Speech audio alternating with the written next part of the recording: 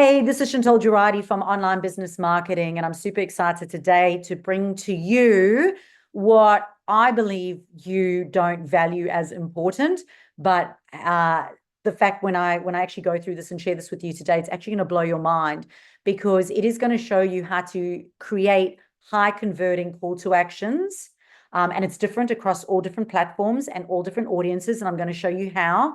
But it is around how you can turn passive engagement online. So people are engaging and you're getting visibility, but how do you turn that into people actually taking actions? And that's your call to actions. It's so vitally important and probably not readily or actively spoken about. So I cannot wait to share this with you today.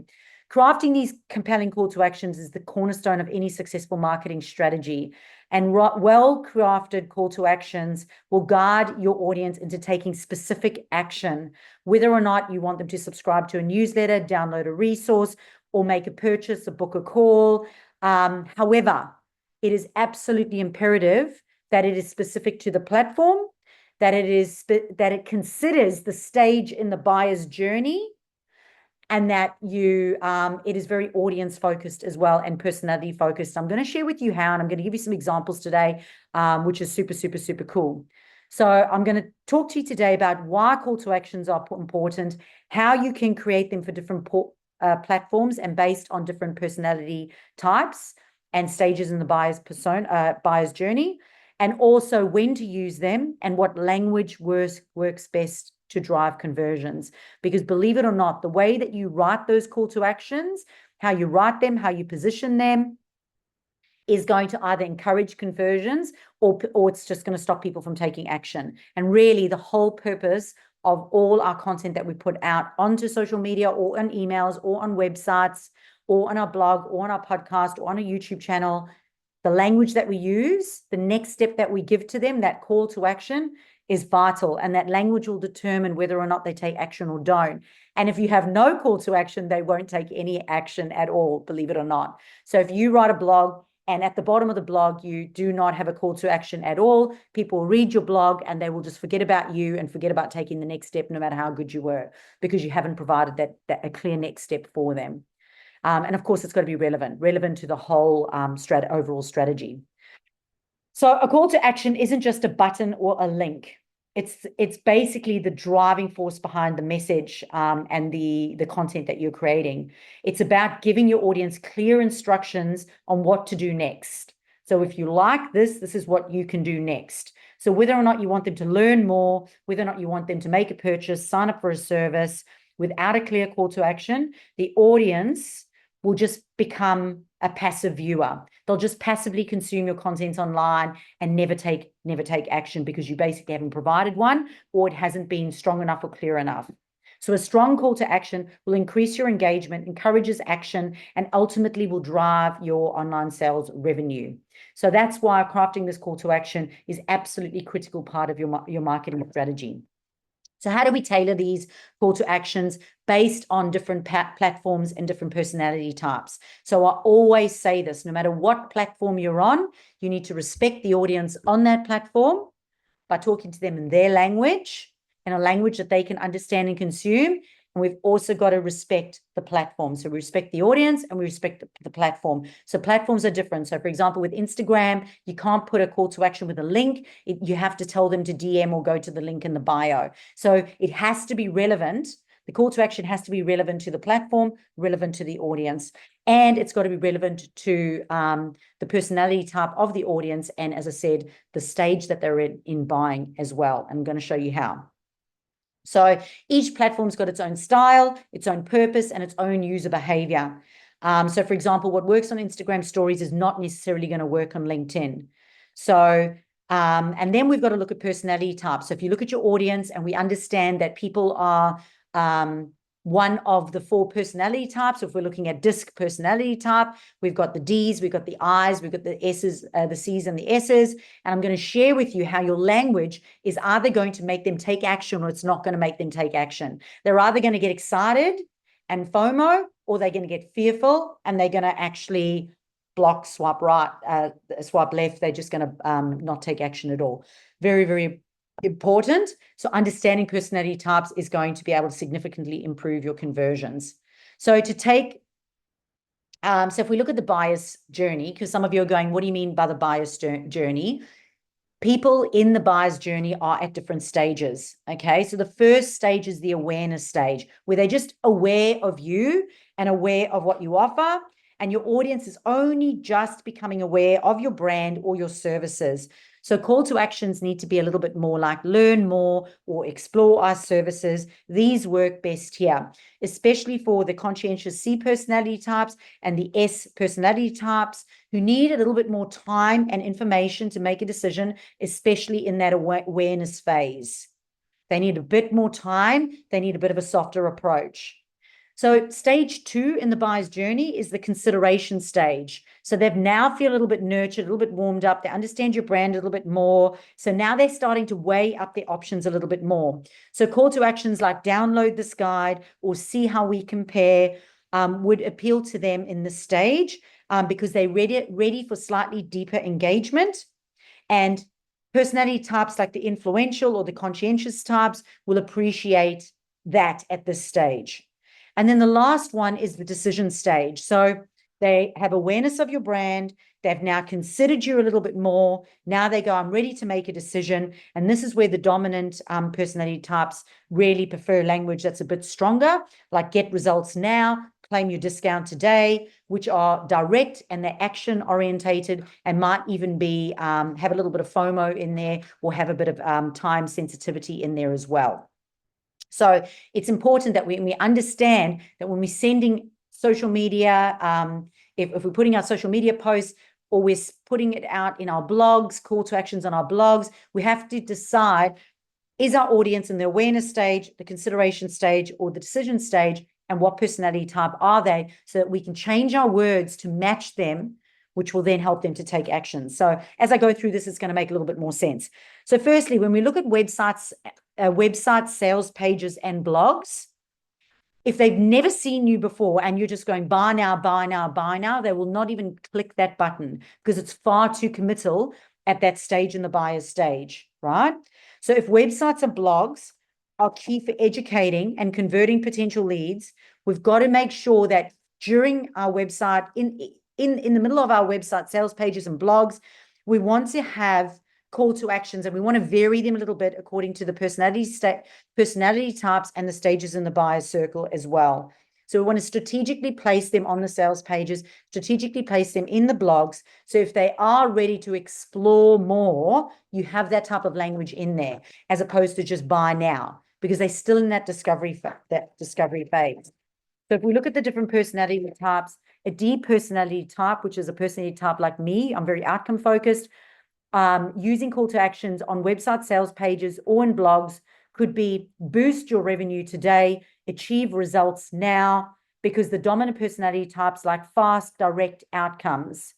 Now, the influential personality types, the I's, they prefer something like join our thriving community, share your story, because they seek interaction and recognition.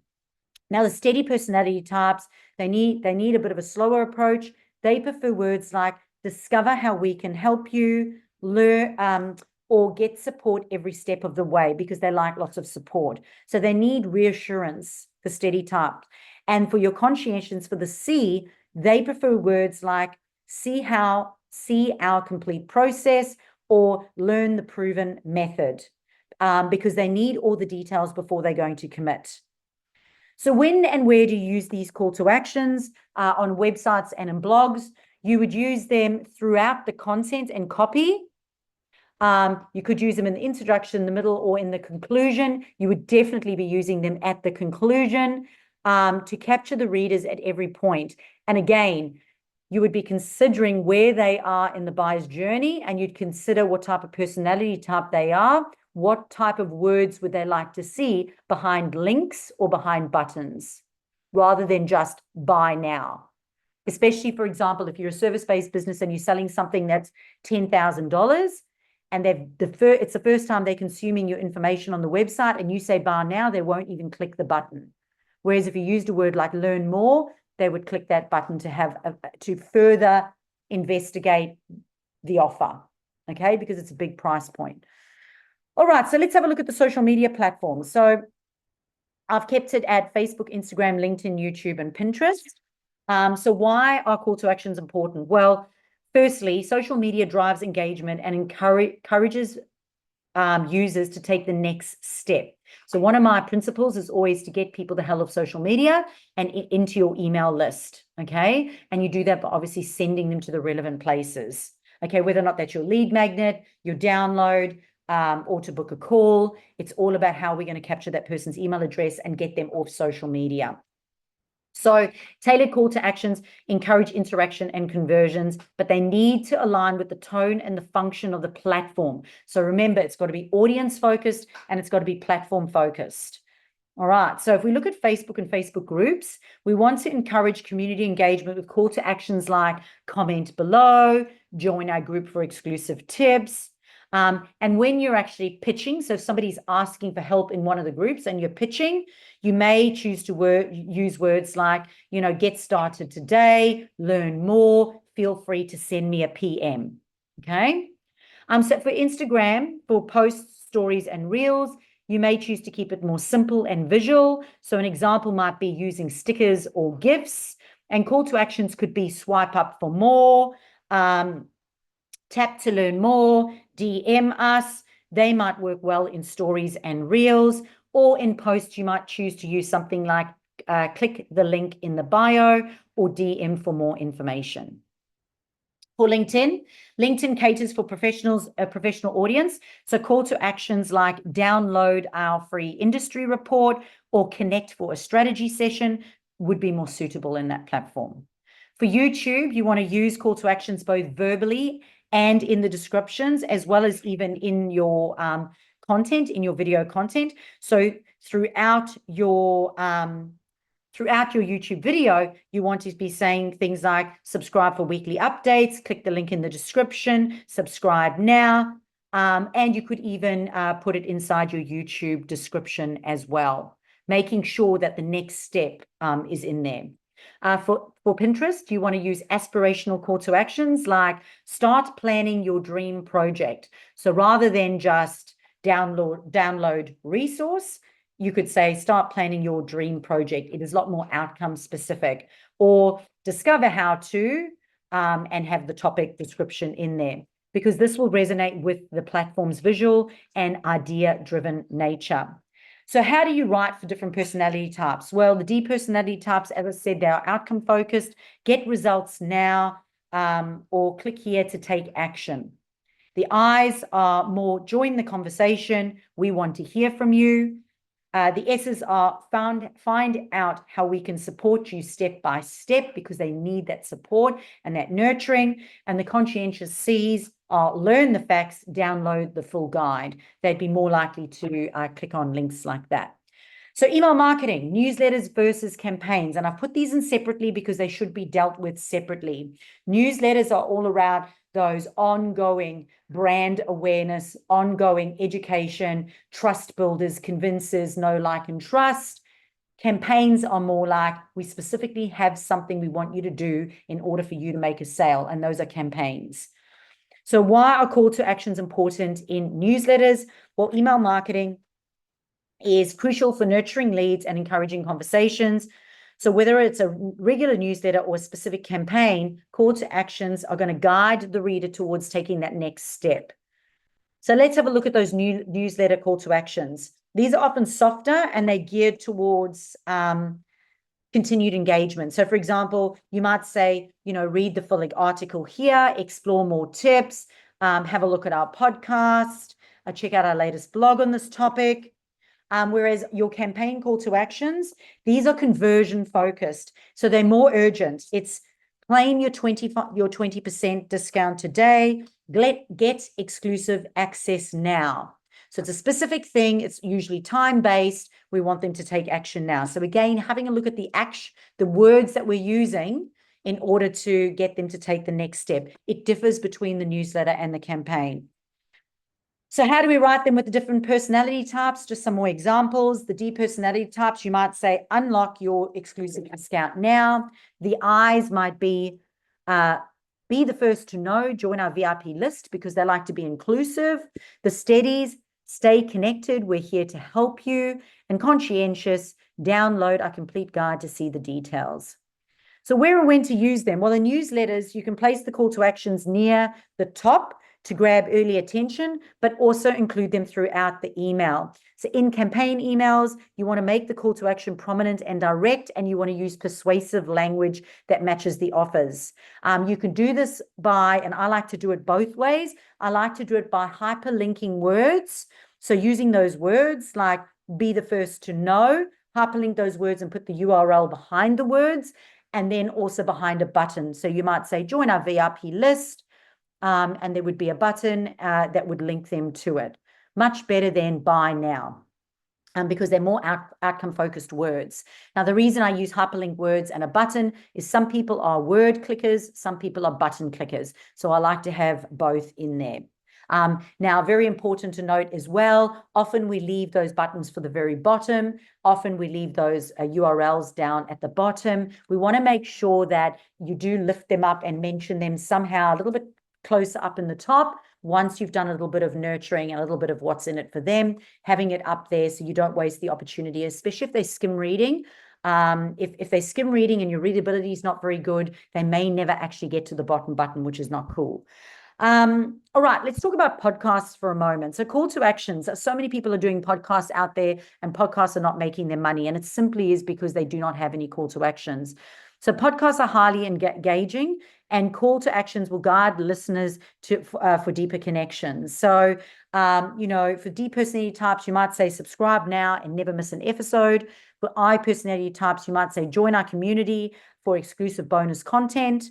For S's, we might say follow us on more helpful insights. And for the C's, we might go visit the show notes for more detailed resources. So where do you use them in a podcast? You're going to use them throughout your content verbally, like as you're actually recording your podcast, usually in the introduction, maybe in the middle, and again towards the out, because people are going to be listening at different stages throughout your podcast, making sure that you're directing the listeners to the website, to your social channels, or for specific offers that you may have, and using repetition. So when you use repetition, you end up having stronger connections, stronger conversions, a little bit more memorable. Now I've added Linktree in here as well because Linktree is super important, and there is a training on the website on Linktree if you haven't checked out that masterclass. But Linktree, you shouldn't really have more than 5 links on your Linktree.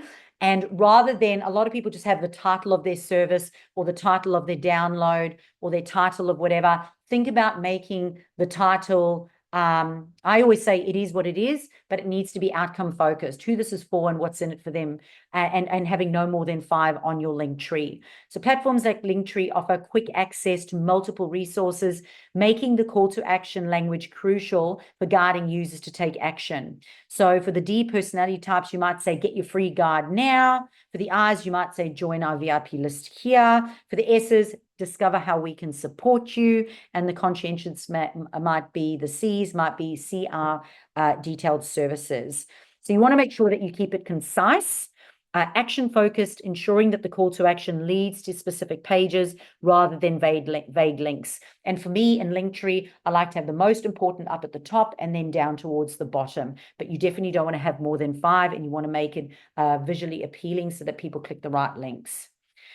So how to use language to optimize your call to action. So the language you choose is absolutely essential because it determines how your audience is going to perceive the offer and whether or not it aligns with their needs. So for example, instead of saying something like subscribe to our newsletter, you could say get access to proven marketing hacks weekly, or unlock exclusive marketing tips to grow your business. So instead of buy now, you might say, get your complete marketing toolkit here. So when you use action-orientated and benefit-driven language like unlock or access, discover or get, it speaks to the user's desire for value, making it more likely that they're going to click on it. Okay. So for example, in the earlier one where we said you go subscribe for a weekly newsletter, people think straight away, boring, I'm going to get a weekly newsletter. But when you say, I'm going to give you, weekly access to weekly relevant marketing content, people are, yes, I really want that, and they'll subscribe. So think about how the user is going to perceive what's on the other side of that, because your words make everything. It's either going to get them to click on it and subscribe or not at all. So number 4 is, the importance of call to actions in your marketing strategy. As I said, they're absolutely critical for turning passive engagement into meaningful actions. So whether or not it's your social media, whether or not it's your website, whether or not it's in your email marketing, they need to be well placed and tailored. The language need to be tailored to drive conversions, to increase engagement, and ultimately lead to sales. So by aligning with your call to actions with the platform, plus your audience is personality type and where they are in the buyer's journey, will ultimately decide whether or not they're going to take action and make a decision, which is super important. So that is it for today on call to actions. Absolutely mind-blowing stuff. I really encourage you to go back and have a listen and think about some of those words. Have a look at the buttons that you're using or the call to actions you're using on each of the platforms. Monitor whether or not they've been effective or not. The only way to monitor that is to go and look at your insights and have a look at your click rates from social media to the website. You can do that through Google Analytics. Have a look at your website button clicks. And have a look at which are being clicked and where those clicks are coming from, and have a look at your click-through rates in your emails, going, have people actually clicked on these buttons? Which words do they tend to click on a lot more than others? That's the only way to do that so that you can make data-driven decisions. I know I worked with a client recently on their website. They had, I think, about 5 buttons throughout their sales page. We changed the words on every single one of those 5. We made sure that at least 4 of those were, one was each according to each of the personality types, and then one had previously been tested as really good. And it was really interesting to see which buttons were tested. And I think it was like the 3rd button down was clicked the absolute most, and significantly more than all the others. And then you can make data-driven decisions as to whether or not now you're going to move that button up higher or change the language on those other buttons, or whether or not the reason they clicked 3 down was because those other buttons got them to that stage. So you can only do that by making data-driven decisions and monitoring and looking at the words. You don't want to go in there and just change absolutely everything, because then you can't work out what was working or what was not working. You want to be able to make small changes and then adjust and go, right, now is it improving it or not improving it? But don't go in there and just shake everything up, because that can actually be counterproductive. So we're going to go to a live audience right now where they can, where we can actually do some live stuff and have a look at any of their call to actions, where I can answer any questions. But you do need to be part of the live audience in order to be able to do that. So you can jump onto the website and have a look. The easiest way is to become a client or a VIP member.